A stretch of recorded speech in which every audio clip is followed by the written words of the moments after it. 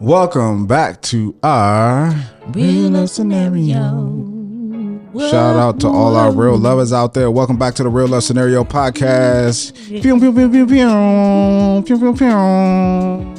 I'm auditioning for somebody's record label.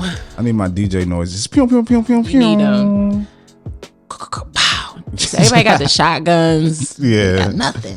Need a little tag. Real lovers. Shout out to all our real lovers out there. Back with another week of the Real Love Scenario. We're super happy to be here. Yes. Shout out to Rhonda. How you doing, Rhonda? I'm lovely. Thank you for the shout out. I'm living the dream, you know. I love that. Look at the nails. You like I didn't notice that. Okay. I got these for it's almost time for re-up. I got these for Valentine's Day. Got you. Yes. Love it. Love it. Yes. Love it. Yes. Festive. How are you? I'm doing well. Good. Things are going well. Great. Yeah. Good. Can't complain. Can't complain. Well, the other day too. Uh-oh. Just kidding. We talk about this all the time, being in the DMV area. Mm-hmm. That for some reason weather just likes to all over the place. all Over the place. It was 80 one day, 30 the next. then snowing, and Crazy. I was like, "How's that even? How's that even possible?" It is wild. Apparently it snowed in Oakland, like for the first time in a very long time, or if ever. And yeah, you know what someone said, global warming is real. And I'm like, well, I don't know what this means for us, but it's a lot. It's a lot. It's a lot. This is why my allergies are so bad. Anytime there's extreme weather changes, my allergies kick up really badly. So they've been wild for like the last 2 weeks. Crazy. It is ridiculous. I don't understand what it is to it. I mean, global warming, climate change, all that stuff, but It's hard to keep up with. 80 one day and then snowing the next is just wow. Yeah, it is. It is. But that's the only thing that I have a little gripe about. Yes, looking forward to it being 80 every day. Yes, summertime. Please, spring and summer come. is coming. I'm looking forward to Cherry it. blossom season. When is that? I know that's Soon. soon. Yes, very But soon. I hate it was kind of depressing, like going to LA. Brie and I went to LA, and it's like palm trees and like all this stuff. And then you come back to here, and when it's winter, it's just like all brown branches, like no flowers, no leaves, and it's like, yo, this looks horrible. It's it looks this is bad. so depressing. It looks very depressing. So definitely hoping for warm weather. Very soon. Yes, I get you. Other than that, let's dive into one of our real lovers. Okay. Reading a review. My favorite part of the show. Yes. This is from Jazz. Hey, Jazz. Hey, Jazz, with two Z's. Jazz. The subject says it took just one episode. Just like that. 1 for 100 for Where's the 100. sound effect? 100%. Boom. No misses. None, I'm with it. Go ahead, finish it. No Let miss. me sit back and enjoy it. No misses. Took just one episode. The podcast is absolutely amazing. I love the mature takes given on every topic. This podcast truly helps me put so many things into perspective. Thank y'all. Keep this going. Love that. Thank you, Jazz. I love that too. I'm so glad we converted you in just one episode. That's so Yes. exciting. I always really also love when people talk about the positivity and the maturity because that is so important to us. So the way that we are intending for it to be, it is having that impact. So that's great. Yeah, and I appreciate that too, being the youngin on the podcast. Very true. You're a young old man though, Dre. And still under 30. That, when people listen to this, they feel like it's a very mature take, especially in a world where a lot of people feel like men could be immature a lot of times with certain things. So yes. I'm glad that people feel like it's very true. It just also is proof that maturity is a mindset. It has less to do with your age. So I love that. I agree. Thank you, Jazz. And you can be just like Jazz. You can go and write a review too. Go find the spots. Apple, we love it there, and tell us how much you enjoy the show, especially to the real lovers, because it's a lot of y'all that have not left reviews. And I'm not being pushy, but do it. Yes, please. Now. It's a lot of y'all. Thanks. We would appreciate it. Very much. Means a lot to the show. But we still love y'all regardless. We do. We just Shout like out you a little our real less. lovers, they came out when we did our event. Did we talk about how our event went? Did we? I don't think so. Damn. Wow. Okay. Okay. It's a lot happening. A lot happening. Life is moving quickly.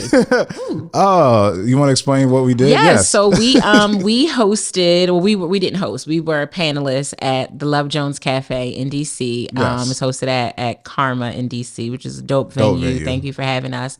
Shout out to Anwar Kong, who is the organizer and promoter of the event. He's been doing it for years. So yes, we got to sit on the panel. Was hosted by Shay Parker of 93.9, and we were there with sex therapist Jen and Cornelius Bryant from Ready to Love DC. Yes, on the OWN network. Yes, it was so much fun. It was a great time. Just lots of really good questions about love, sex, and relationships. Shout out to our family and friends who were there. We appreciate y'all with all the pictures. I swear, don't you feel like a kid sometimes where it's like, okay, go on up there and take the pictures. You're doing so good, sweetie. That is such a vibe. But it was so good. We had a great time, got to connect with some people. Shout out to our listeners who came, bought tickets, and showed up. It was so good meeting you guys. Gosh, I'm not going to remember everybody's name right now, but Cassandra, it was so nice meeting you for sure. Bree, so nice meeting you. Always shows love. So good. It was crazy because when I first saw Bree, I was like, it was almost like I felt like we had met before, but we clearly haven't.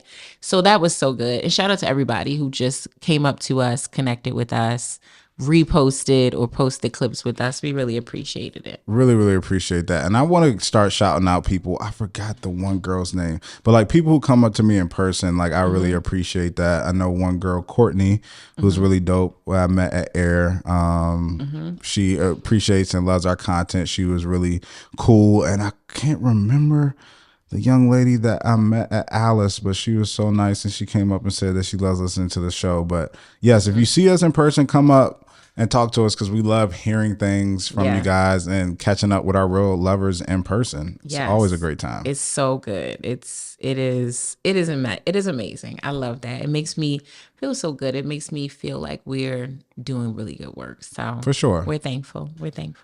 For sure. Okay, let's hop into our real life love scenario. Let's do it. So for you guys who don't follow the Relationship Restore Instagram page, shame on you. Man. What are you doing Come if on, you're real not lovers. doing that? I mean, we got to be there because you get to hear, we post the real love scenarios that we read and people get to comment on them. And the people who write in look at those to get also additional advice outside of what we give them. So you should go in there and follow the page. Follow us on TikTok too. We just started that. So show us some love and share that, please, so we can grow on that platform. We're like begging. I know we ask y'all for a lot, but it's you know, we love you guys and we know you love us. So please.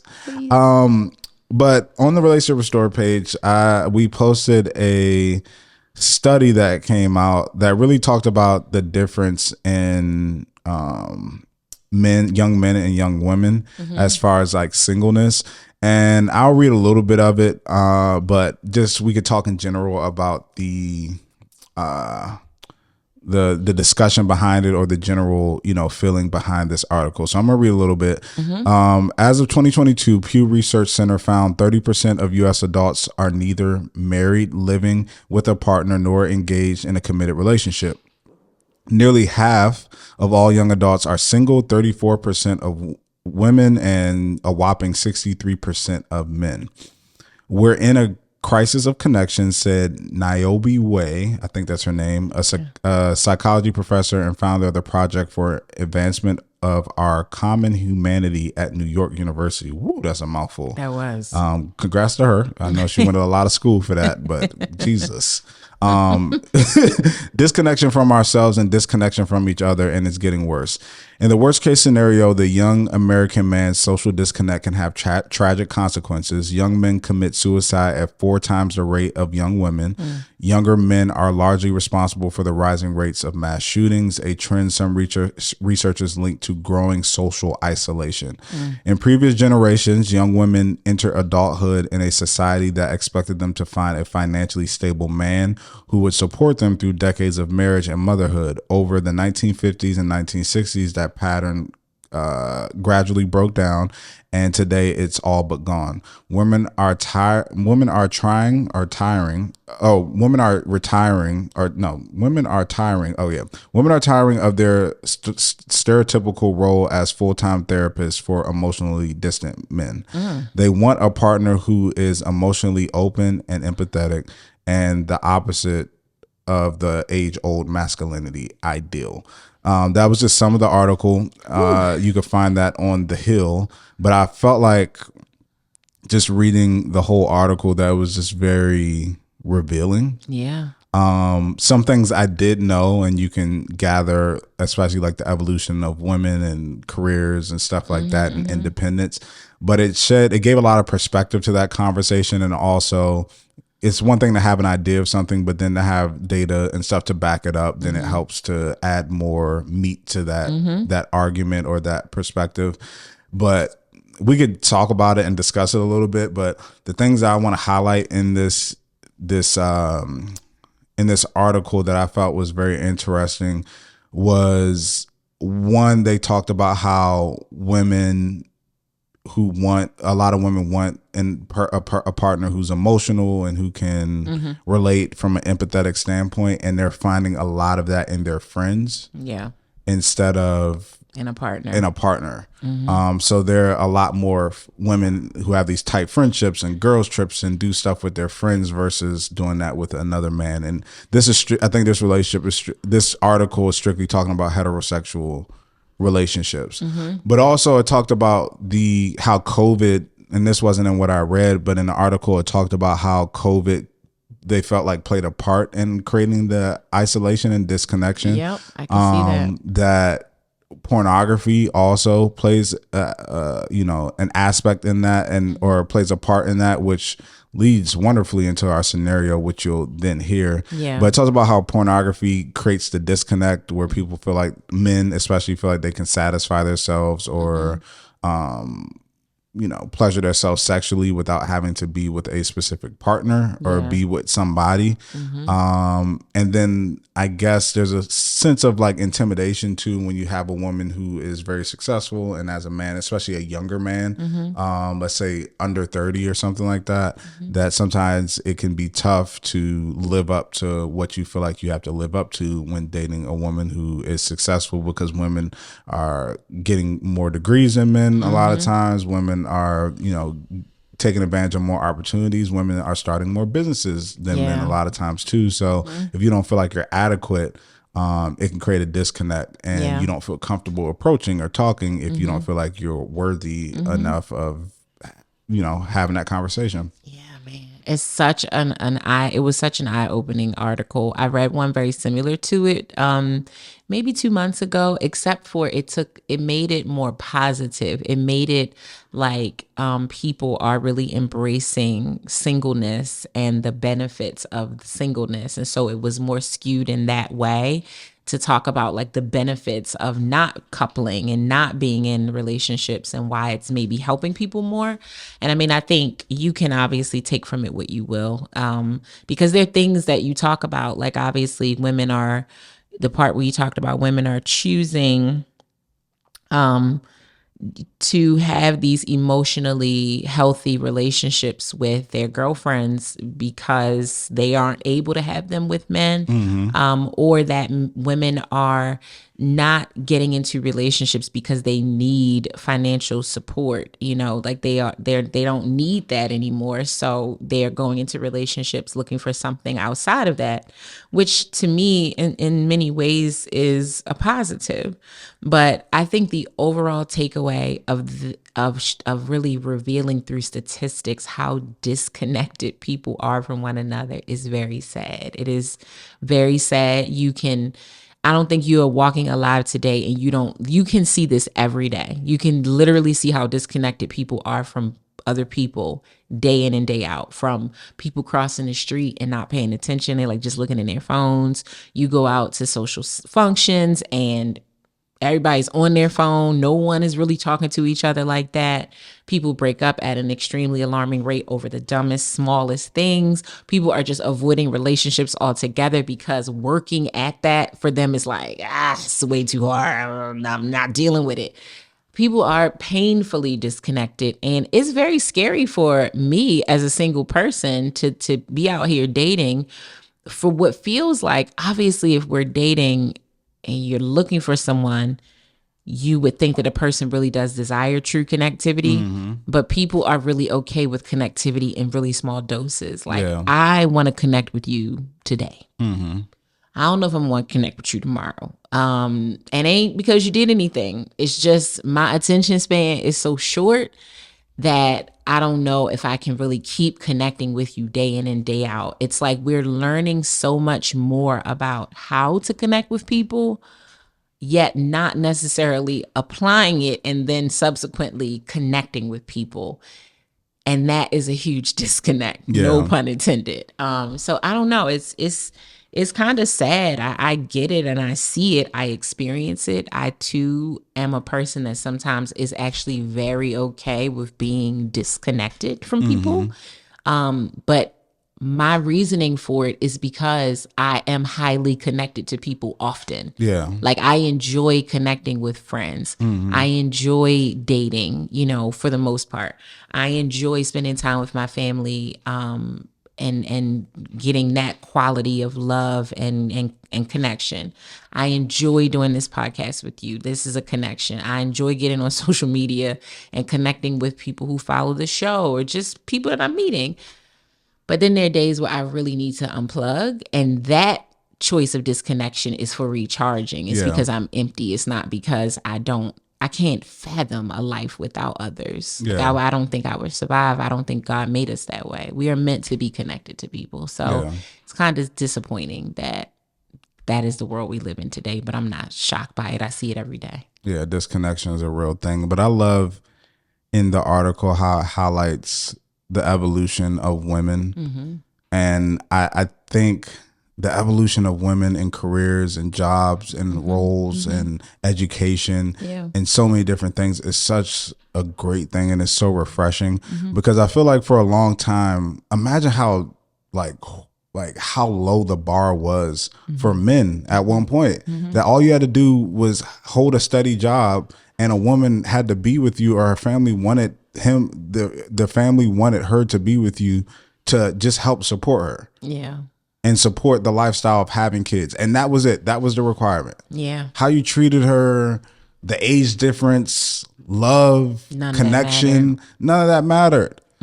All women now, I mean, with everything that happens when there is a party or a group that's put down and stuff like that in the past, there's always somewhat of an overcorrection. So yes, you will come across women that are super duper independent to where they just like, I don't need no man and stuff like that. You will get some of that.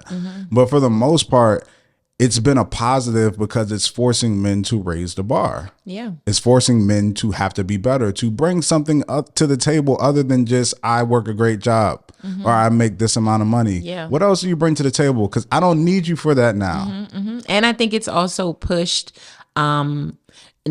to your point, it's pushed men to dig deeper into themselves emotionally in order to heal themselves, not just to be better for us, but to be better for yourself emotionally. Yeah. But the other thing that I think it's done, which I don't think women even get enough credit for it, not to go down the rabbit hole of men versus women, Lord Jesus, but I don't think we get enough credit for the fact that we can now help. Like, the burden of a man having to be the sole provider for a woman and children, that is a lot of pressure. That is a lot of pressure. That is a lot of pressure. Like, and you had to keep your life likely in a certain bucket. You couldn't do too much because you couldn't fathom going on a vacation every year or every couple months because how? I can barely put food on the table. So now you have two people contributing to a household. You're bringing in a double income, which wasn't always a thing. So now the quality of life gets to increase because you have more money in your household. So I don't think that there's enough credit given to that. And maybe in part because of the disconnection, that there aren't enough people experiencing that because we are doing it on our own. Yeah. Like one thing I say I miss the most about being in a relationship, one of the things on that list is sharing income. Okay, I very much miss that. Yeah. I have no desire to pay all the bills by myself. I'm very tired of that. Okay, get me out of here now. Okay, eject button. I'm sick of this shit. For sure. But yeah, like that's huge to have a partner that's there to help you in every way, help you financially, help you mentally, help you spiritually, help you with rearing. That's the benefit for women, is that now women don't have to take on all the rearing by themselves. You have fathers that are changing diapers too and going to PTA meetings too. So there's so much beauty in the evolution of women and being able to financially care for themselves, what we like to call independence. Yes. It's just, it's not so much that, it is being able to literally just take care of myself. So I'm happy about that, of course. I'm thankful to be a woman that got to benefit from the free world that I live in today that says you can do anything. You can be whoever you want to be. There's no restrictions because of what's in between your legs. Yeah. So, and I love that it now has come to where, like you said, balance is, that's the word I think of. Balance is that you're able to create balance, and it's not like a right or wrong thing. It's just more like that's how it always should have been. Yeah, that true. If a woman is great at something or wants to pursue something, just because she's a woman, it doesn't mean that she should not be able to do that. It's crazy. Just like it is if you are black, and you know what I'm saying. It's like these things should not stop you or deter you from doing something if you want to do it or if you're good at doing it. Absolutely. So the patriarchal structure of this world, but specifically this country, sometimes has just done such an amount of damage that it will likely take additional lifetimes to undo it. Yes. Because that's just a design that should have never been in place, like you said.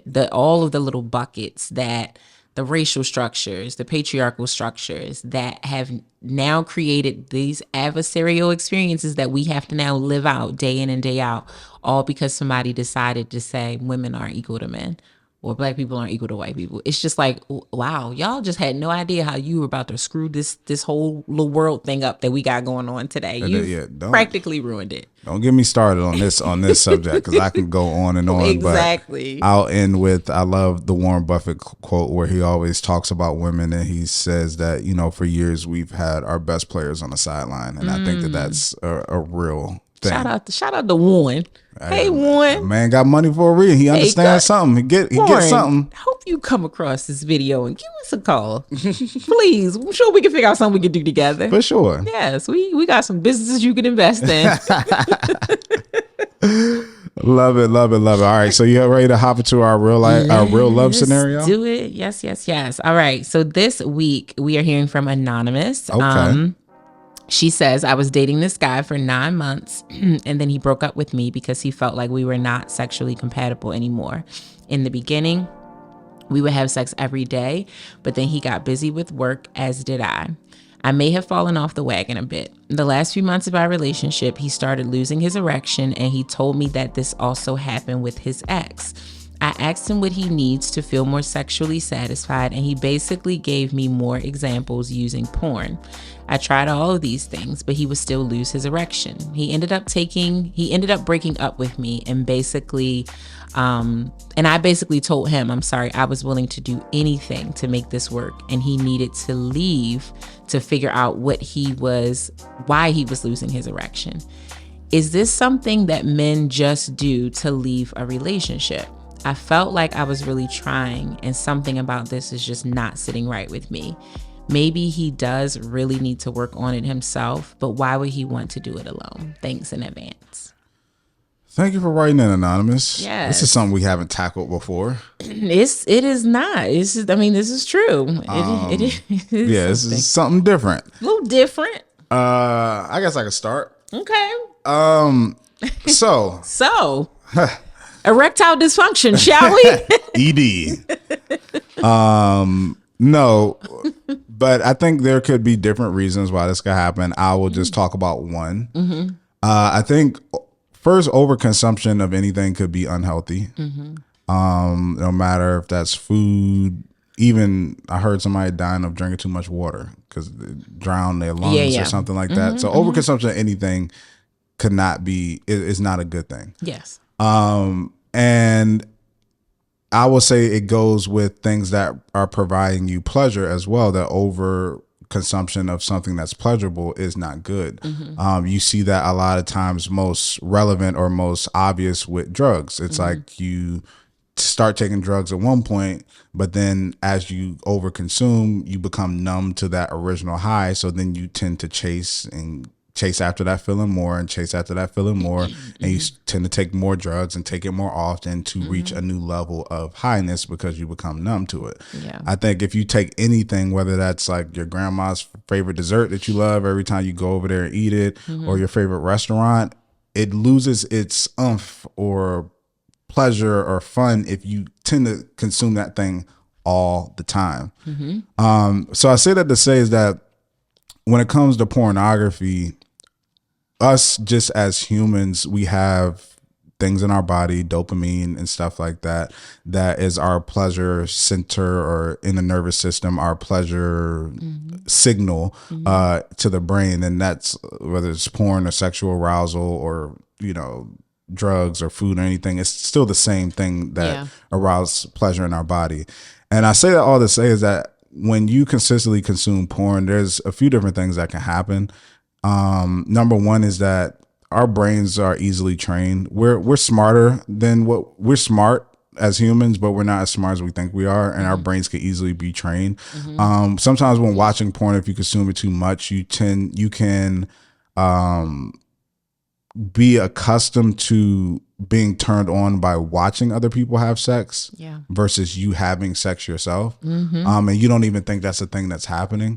But also what happens sometimes too when you watch porn is just like the same thing when I'm talking about with dopamine levels, and you reach that high, you need something new.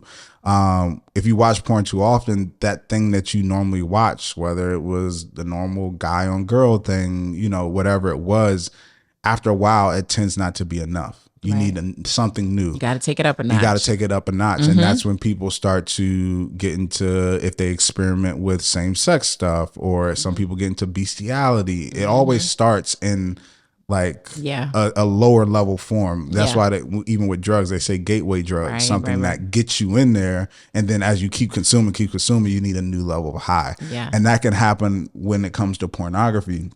And I say that all to say is that it seemed for him to go to porn to show you an example.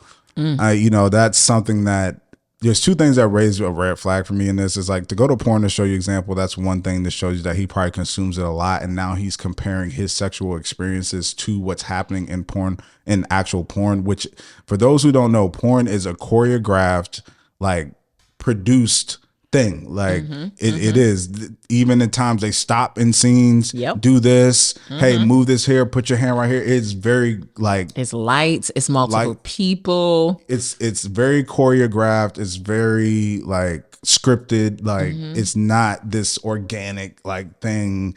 It's a fantasy, and it's not real. That's why it's a fantasy.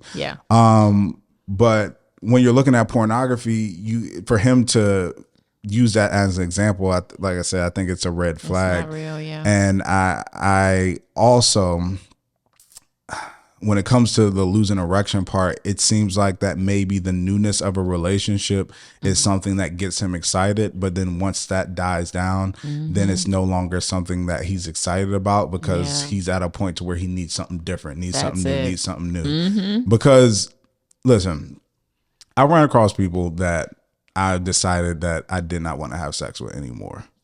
Whether that's from breaking off the relationship or being like, hey, I'm good, I don't want to do this anymore.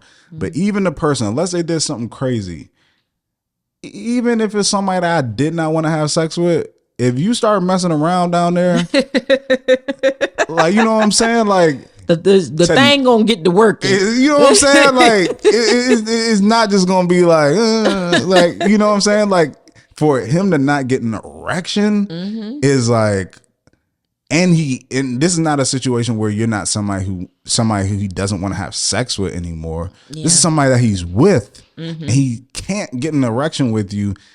That ain't on you, girl. Like, I'm just to let you know that. Yes, let us release you of those shackles right now. It is highly likely that it is not you. Not you. But that's my first thought of, is overconsumption of something can then make you chase the next high. And I feel like that's where you can have like a loss of like erection or being turned on because you need something else. You need a different element. And that's why I feel like women a lot of times get into having threesomes or having another person in a relationship and all this stuff because the man's like, I need this, I need this, I need this. And you're doing everything that you can thinking that you're inadequate to try to please him to where it's nothing that has to do with you. It's an unhealthy relationship with sex and an addiction almost sometimes. That is, I really just chef's kiss to what you just said, because I have actually experienced that in relationship. I have been in a relationship with someone who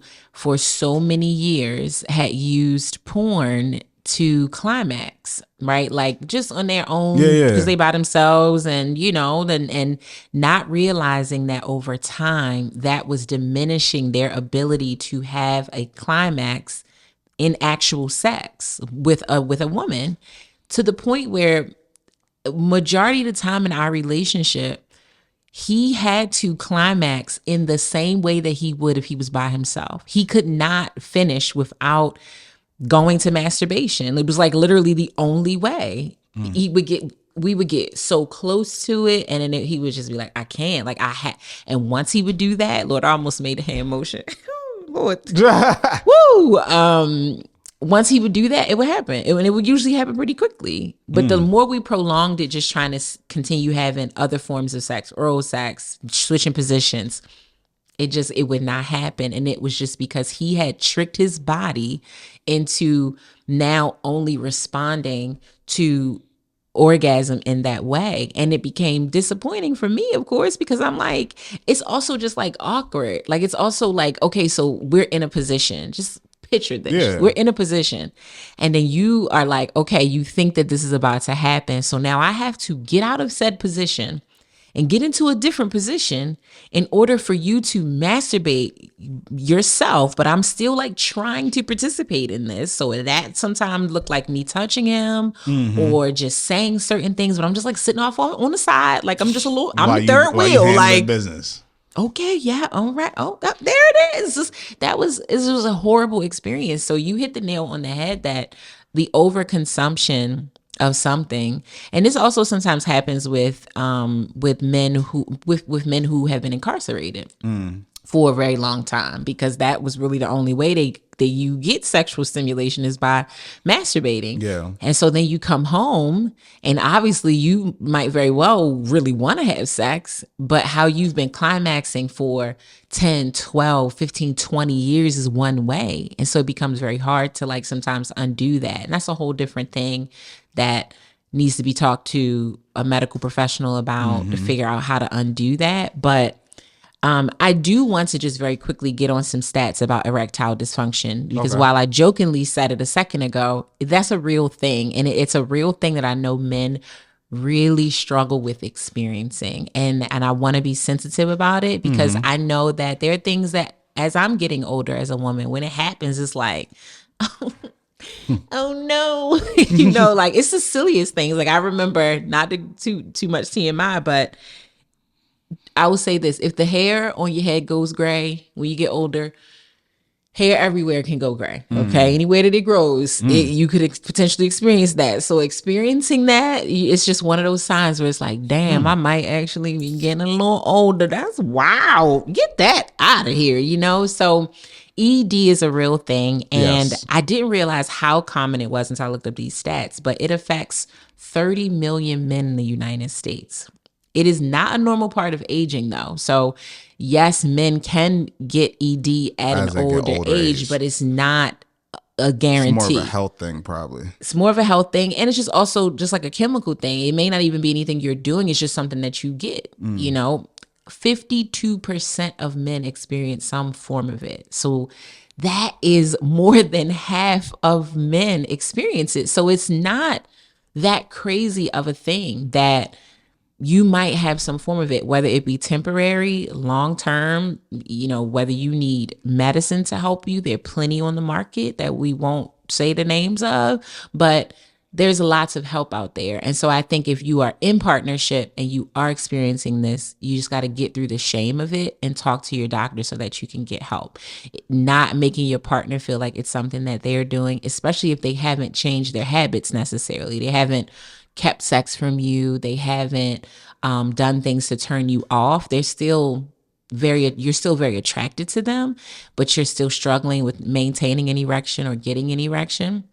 It really might be you, and it's okay because it is extremely common. So it's nothing that men should be ashamed of if you're experiencing it. It's really okay. So now that we got that out the way, I do think that everything that you said was spot on, but I also think the key thing that stood out for me is that he experienced this with his ex as well.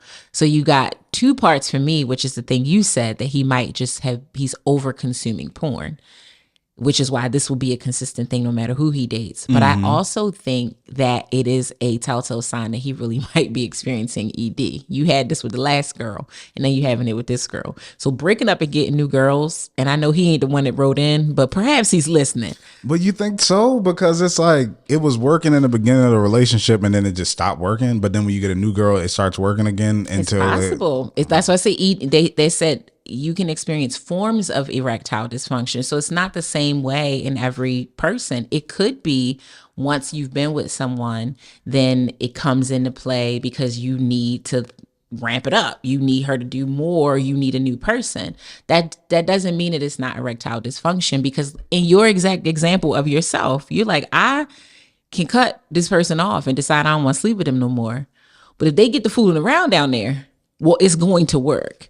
That means that you don't have ED. It doesn't matter if you don't want to sleep with this person or not. If your body part is stimulated, or somebody get the tingling around down there, he's going to come to the party. He gonna show up. Where this particular person, it's like she tingling down there, and he like, it's just not showing up to the party. So it really could be that. It could also be the porn. It could be a lot of things. But I think more than anything, I just want her to know that 9 times out of 10, it's really, really not you. Even the getting busy with work and you fell off the wagon a little bit.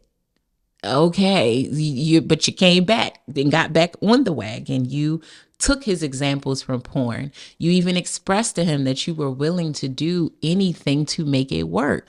And he still broke up with you. His breakup could be, again, everything that you said it was, but it could also be embarrassment. He could also legitimately be embarrassed that he can now no longer perform in the way that he used to, because he's not coming to terms with the fact that either he has a porn addiction or he has erectile dysfunction. Yeah. And running from either of those is to other people, it's not going to solve the problem. Not at all. And I want to address one thing that she said. She said, is this something men just do to leave a relationship?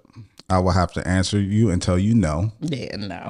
A man who is turned on by a girl cannot just fake not having an erection just to not have sex with her. Correct. If I like you, and I'm feeling you and I'm attracted to you and this thing work and you doing all this to the thing and it ain't rising up, that ain't a game. That ain't a, ooh. I'm tricking you. I'm tricking you. No, it's something wrong. We're tricking you. It's like, nah, if a dude's working, if it's working how it's supposed to work, he ain't going to be able to trick by not having. No. No. No, and I'm not even a man, and I can tell you that because I have dated... Listen, when it works, it works. I've said things, not even sexual. That's just how much we were attracted to each other. And that thing was thanging, and we was outside, like at the park, and we weren't even doing anything sexual. So no, even when men don't want to be erect, sometimes it happens. Yes.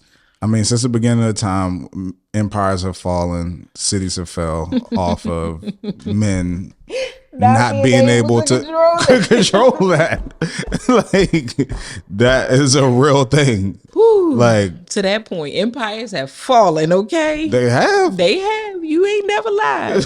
You ain't because of the lack of control. So I wouldn't say it's just a thing that men do to leave a relationship. Like I said, I have left relationships because I didn't want to be sexually involved with someone, but it was never to a point to where it's like I can't have an erection to do that. It was Yeah. more of just like I don't want to do this no choice. more. I don't want to see you anymore, or don't be involved with that person, anything like that. And there's people who, for whatever reason, like when I waited for marriage, there was a girl who I frequently had sex with who I denied and was like, nah, I'm not doing that no more. If we were to still do the thing, it would happen and it would work and it would be whatever, but I made a choice outside of that. I don't see like I wouldn't be able to be in her presence and she doing all this stuff and I'm just like, yep, see, told you. I think it's over. I don't think we could do this no more. No, that's when they say you fall back, you take a few steps back, and you got to pray and be like, I know I said I wouldn't do this. It would have been one of them situations because I wouldn't have been able to be like, nah, like, no. And it also like so it's challenges. not a thing that men do, just to let you know that. Yeah, no, baby. I think it also might be who you or anyone to just look into the biology of like the human body. There are certain things that are real chemical responses. Like they are truly just how we are designed. Even when situations aren't ideal, our bodies do certain things. I mean, you think about someone motioning to throw something at you, your body, your brain has a signal in it to protect your eyes by closing them or shielding them. These are inherent reactions to something that's happening. When you think about sex, a lot of people say, oh, sex for women is so mental, it's so mental, it's so mental. And it's true. I agree with that. But sometimes women's body, like your vagina specifically, even if you did not want to have sex, by someone entering that space, your body will naturally start to create secretions. It just will. It may not create as many as it would if you really wanted to do that. Yes, if you were really into it, your mind, your body, everything it's going to be way more. But your body is trying to protect harm to that space, which is why even if you don't want to be doing this, and like, not even going to use the word because I don't want our video to get flagged, but you can probably guess the word I'm using. Even in those scenarios, sometimes their bodies it produce liquid because that's the way that your body is chemically designed to respond when something is there. So same thing with men and their erections. It is just it's just a design of the body that unless there is a dysfunction, okay, it's going to react to being touched, aggressed towards, flirted with, breathed on, whatever you want to call it. It's going to have a natural reaction. So I definitely agree with Dre. I don't think that men are just. Plus, men have too much pride associated with their sexual performance. Like, so much of men's bravado is connected to money and sex. So that's not something that a man is going to come up to you and just be like, he don't want you telling people that, like, that is broke. That's not something he want people telling you. He want you telling people just to get out of a relationship. No, I actually think some men would rather you say that they are broke in the bank than broke in their pants. Yes, they would rather the rumor be he don't have no money than he can't have sex. He don't have good sex. I could be wrong, fellas. You tell me if I'm right or wrong. I mean, for some men, I feel like. Even the money thing, some people feel like you can acquire that at some point, but if that situation is just like, it's just not good, then that feels like that's something that hangs over your head. It's true. You don't want no bad report out in these streets. No. So I don't think that's a thing.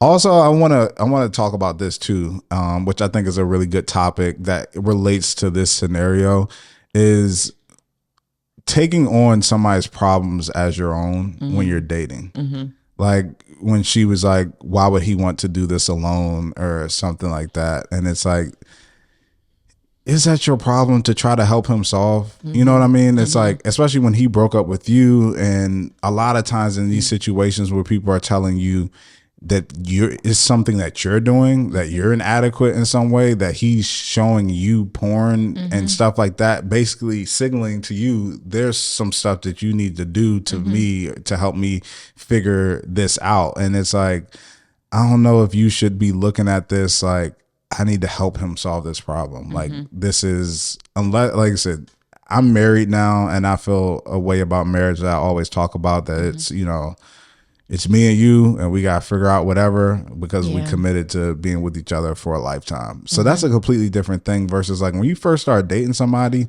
and somebody has problems, it's not always your job. It's not your job to help them walk through their situation or help them figure out their situation. Sometimes you may choose to do that. And if you choose to do that, that's your choice. But I don't want people to get in the habit of making somebody else's issue their issue, especially when something can be like really heavy and really like, you know, deep and very traumatic or whatever. Like taking on that for yourself, especially early on in the dating phase, this is not a smart thing to do. Not at all. And also, I really don't like it that she's like, you know, is that really what it is? Once a person decides to break up with you and walk away with you, I believe it was, it was one of the judges from, I feel like was it Judge Maybelline? Was there a Maybelline?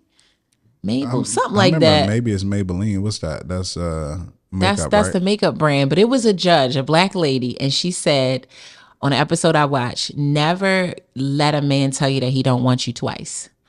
Never let. Is that Shortcut? That's Lynn Toller. I know her name. No, she used to be on something, dark skinned Black lady. I feel like I do not remember what this show is, which is wild. But this was so long ago. But I felt like that saying was like right there. Yes, what's her name? Maybelline. Dude, her name is Judge Maybelline. No, I'm saying she has Shortcut. Okay, yes. I thought you talk about Lynn Toller has a shortcut too. Okay, Divorce okay. Court. Gotcha. What was the name of her court show? Judge Maybelline. I don't remember, but I Okay. remember all them judge shows. They used to come on at the story. Judge Joe Brown, Judge Mathis, Yes, Maybelline. all of them. What was the white one name? Judy? Judy. Yeah, Yes. Judy. Yeah. You had People's Court. But she said that never let a man tell you that he does not want you more than once. I could not agree more.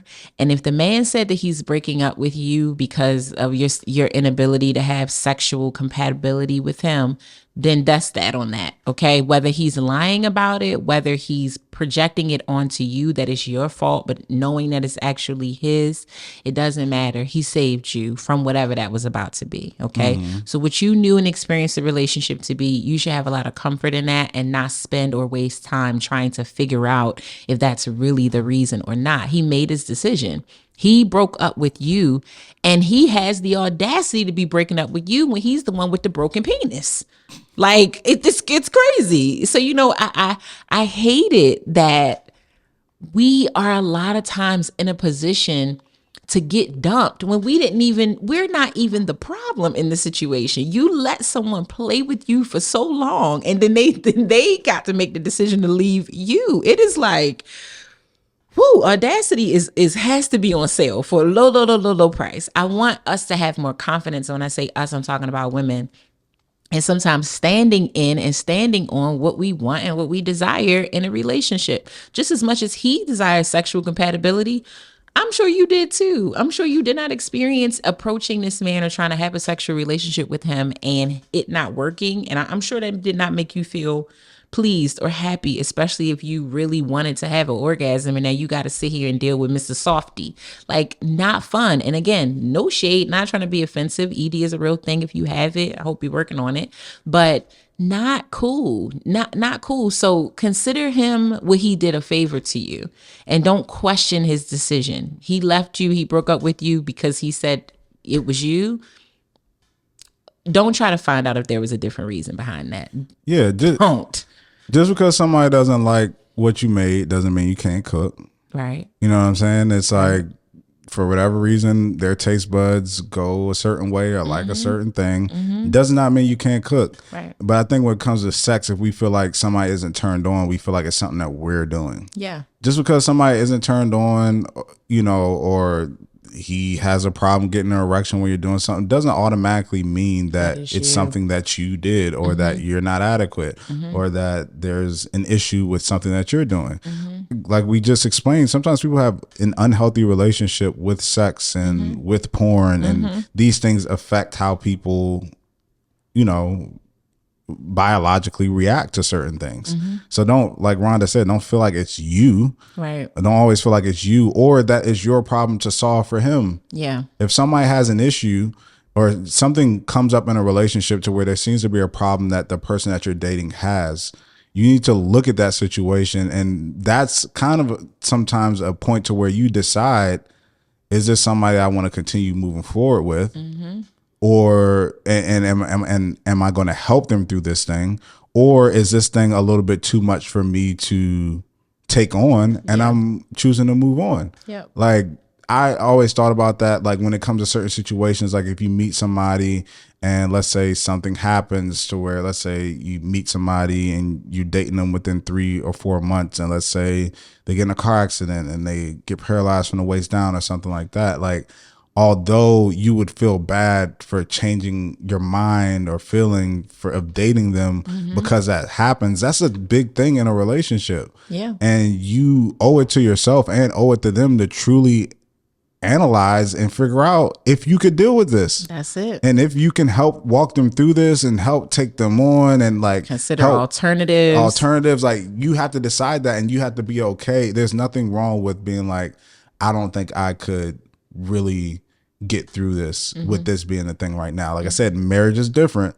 but if you're dating somebody, when it comes to situations like these, you have to really look at yourself and be okay and understand it's okay if you realize at this moment you don't think you would be okay with or be able to give the person the grace, the patience and all that stuff to stay with them through this or to help them figure it out. Because again, it's not your responsibility to help them solve these problems or figure out these problems, especially when the man told you it happened in a past relationship. So obviously he's figure the something denominator. out. He didn't figure something out. That's so right. If anything, you should be like, so you dealt with this before, you didn't get it fixed. Like, what's the issue? You did, or you keep putting it off on the other person versus looking at it internally for yourself. Like maybe, like you said, there is a erectile dysfunction issue, or maybe there is a consumption of something, whether that's porn or anything like that. But you just seem to want to put it on external forces and other people versus looking internally at yourself. That has nothing, again, anonymous, it has nothing to do with you. So you shouldn't feel like you have to help him solve that problem or why he would want to do that alone. I mean, it seems like he probably doing some stuff alone anyways. That's doing what he needs to do for himself. That may be part of the problem that he's trying to solve the problem on his own. But it's not your responsibility when you're dating somebody to help them solve their problems. Yeah. Yep. Absolutely. And I talked about this on a different episode about intimacy non-sexually. And the couple, I cannot think of the husband's name right now, but the wife, her name is Candace Love. I became very intrigued with the intentional practices around it when I saw their page. It's something that I've done, but I've never called it non-sexual intimacy. I knew that it was intimacy. I didn't coin the phrase, not by a long shot. But I think people underestimate how much you need those things in order to enhance and maintain your sex life with one person. If you are in a monogamous relationship and you plan to be in a monogamous relationship for the rest of your life, whether you're married now or you want marriage or you just want lifelong commitment, you are going to have to become very educated on ways to become intimate outside of actual physical intercourse, because that idea of things burning out is going to happen. It's going to happen to a person that today you want to hump them and jump them every single day in and day out. Their body just does it for you. Their face just does it for you. 20 years from now, 15 years from now, that's not going to still work. Even if they have the same body and the same face, ain't nothing changed about them. It is going to happen because life will get in the way. And it's also just natural for us to get comfortable with things that we have complete and open access to all the time. Like, I don't feel as excited about my car after I've had it for 2 and 3 years as I did the day that I got it. It's just not the same. I still like the car. I still love the car, but I'm not taking unnecessary trips across town no more. I'm not like, let me go outside and let me wash this thing every 2 to 3 days. It's not the same. So the same thing happens in your relationship. And the way, to me, the best way to keep that fire going is to spend a lot of time intentionally connecting your minds. trying to figure out how to connect your souls. And that could look like quiet physical time, like quiet touching time, not sex, but just cuddling, holding each other, looking at each other. I just watched, gosh, I do not want to mispronounce her name, but she's stunning. Tenerelle. She's a singer. She's gorgeous. And she talks about sacred sexuality, which is this whole thing. Google it if you're interested. But it gets into like a spiritual realm. And I'm not smart enough to talk about it. But the one thing I know that she spent a lot of time talking about was like just breathing together. Like these little exercises that when you think about them, you're like, that sounds like weird. But I can envision sitting in front of a man that I'm very attracted to and like intentionally aligning the breaths that we're taking. I can imagine like how close that would make me feel to him, or just laying on his chest with the only intention of hearing his heartbeat. That type of stuff, while you think it's like, it seems so deep and so extra, I feel like it enhances your sex life. I feel like it makes you see the person you're having sex with as like a soul and not just a body, because the body, it just won't, like I said, it won't do it for you the same anymore. So you have to see this person as like an overall being that you enjoy pleasuring, and not just, I like seeing their booty shake, or I like the way his thing looks when it don't have nothing on it. That stuff's going to get old. So you have to get more in tune to their mind and their spirit and their soul, so that the sex is like out of this world. So for your future relationship, because we need to leave him where he at. But if you do in fact feel like there were things that maybe you weren't doing or you wanted to get better at it, I would challenge you to know that at some point you may still deal with this, but in a different way. And again, it doesn't mean that he's broken or you're broken. It just could mean that you all need to spend a little more time developing intimacy in other ways outside of sex. That's the easiest way. It's just putting the thing in a thing. That's easy. You could do that with a stranger. And you would never you would never look at a movie, I guess, and try to format your life completely off of that movie. Because that's ridiculous. It's fake. Right. It's not real. Right. So I encourage people to don't try to mimic your sexual life off of pornography. Yeah. It's not. It's not real. And you might got some porn moments in your relationship, but no, it's not the same. It's funny too. Like Brie and I always talk about this. This may be TMI, but not gonna share too much. But how in the movies they always just have sex and then they just like go to sleep as if there's like no mess that happens or like nothing. Like you just laying in it. Like they just go to sleep and act like nothing's wrong. And then it's like, but in real life, it's like that's not the case at all. Yeah, it's not always It doesn't the case. happen like that. Like it's not as romantic and dreamy and like no, a lot of the times it's not. Not. You know what I'm saying? It's like You it's bring some. me to Yeah. Like, make it real hot. like it's different. Like that's not the reality of situations. Like, but if you put in your mind that that's how it's supposed to be, You'll always be let down. you'll always be let down by that. So let's not frame our relationships off of porn. porn. And also just like sex scenes in movies. Yes. Because even actors, every actor that I've ever heard talk about sex scenes in movies, they're like, dog, don't get to asking me no questions about how crazy was it that you had that scene with Halle Berry. It's like, it wasn't like that, because I was not. 18 people in the room. People yelling out, cut, move your leg like this. And, you know, it's coaches that are talking to you before you do it. You're wearing certain things to help reject, like make your body not have an actual reaction to this. It's like, it's not sexy at all. So focus on actually having sexy sex, okay? Focus on actually having a good relationship with your person, because yes, those scenes are dramatic and not that sexy. They're not. I agree. They're not that sexy. Well, I have one more question. Yes. And this is, it's about sex, people. So if you don't want to listen to it, just This close is the part where you should jump. If you don't want to listen to it, but it's more about improving. Like, let's say somebody's like, I watch porn to learn and like try to do stuff and things like that to figure out different things that I can try or how to have oral properly or do whatever like that.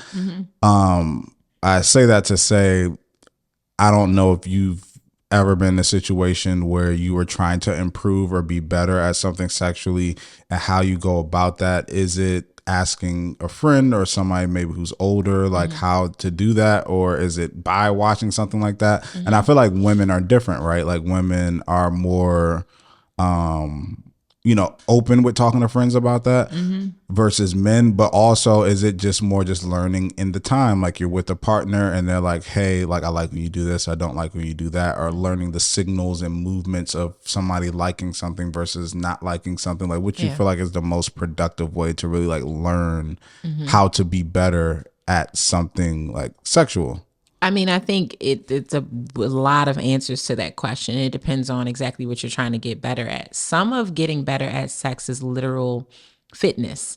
Yeah, Some of it is just for real, like you got to work out. Yeah. like, and I know that's a big thing for men because men do so much, and no pun intended, but do a lot of heavy lifting during sex. Yeah. Where there are women who it's women who I know, who shall remain nameless, who have tried to like do what men do during sex because they're having sex with women, like strap and they're like, I cannot do it. Like, baby, my bike, my bike can't do it. So some of it is physical fitness. So you need to work out, yoga, all those things really help to accomplish certain things in the bedroom.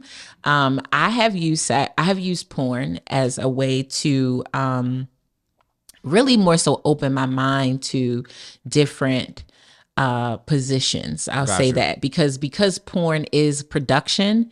And so the idea is that it should be like, oh, wow, things that you wouldn't probably inherently think to do in So sometimes I watch porn and I'm like, oh, I wonder if that, to try that. That looked fun for them. And obviously they're acting, but it looked fun for them. And sometimes you realize in real life was like, yeah, that's not very feasible. Like, but then it's been times I've been like, wow, like this is actually pretty goddamn cool. We're gonna keep doing this. So porn has helped, but not excessively, but it certainly helped. And then majority of it has come from the partner, me and the partner just having conversations, or I like to download after sex. It may not be immediately, like right after sex. It might be the next day or something, but I want to know like what really turned you on. What did you really like? What didn't you like? Was it anything that I did that you didn't like?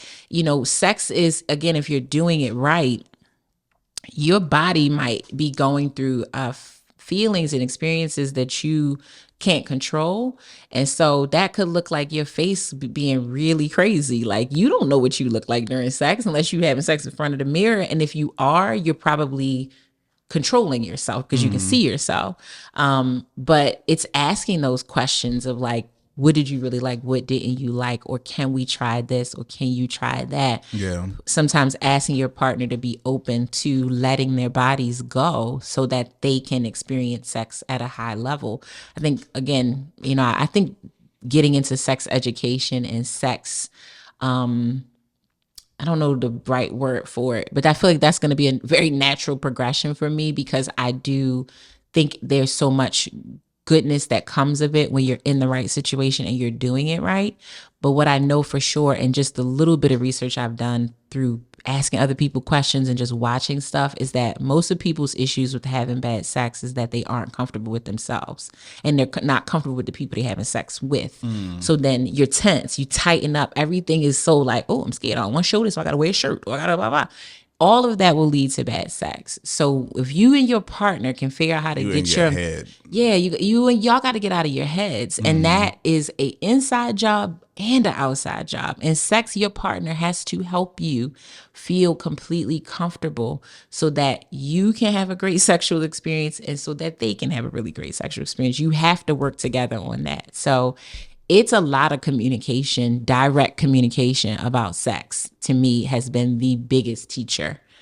Because if he say he don't like it, but you never ask, he might be scared to tell you, I don't like that. Because it's pride. We all have pride when it comes to sexual performance. You think you up there killing a thing. You ride, you like, whoa. He might have been like, that was too fast. And I was in pain most of the time. But I let you have it. You read that reaction of... as something good, but it was really like, correct. nah, it wasn't good. And he just took it because you appeared to be having a good time. That happens for both of us, not just sure. women. So yeah, talk to your partner. But fitness, communication, and porn, I think have been great educators for me. I also just, like I said, consume a lot of information about all things relationships, which includes sex. Got you. Yeah. A word from Captain Rhonda, as somebody called her in the comments. Here to help. Here to help. Dun, dun, dun, dun. You know why they call you Captain, right? I do. I keep trying to run from it, but I ain't gonna worry about y'all trying to talk about me liking yachts. You know, the man with the right size boat is gonna know what's up. So, hey, Zeddy. Awesome. So we'll end it there. Yes, sis, let him go. Let him stay wherever he at with his stuff. Yeah, I don't make his problem your problem. No.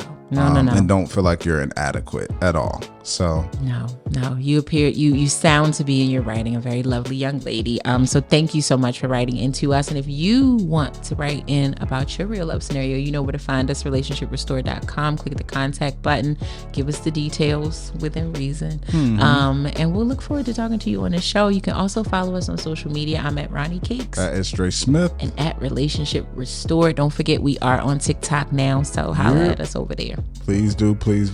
Shout out to all our real lovers. We'll catch y'all later.